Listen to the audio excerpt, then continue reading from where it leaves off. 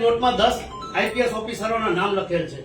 તેઓ બધા ઉપર કાર્યવાહી કરવા આપના થ્રુ ભારત રાષ્ટ્રના વડાપ્રધાનશ્રીને અમે વિનંતી કરીએ છીએ કે હવે બહુ થઈ ગયું.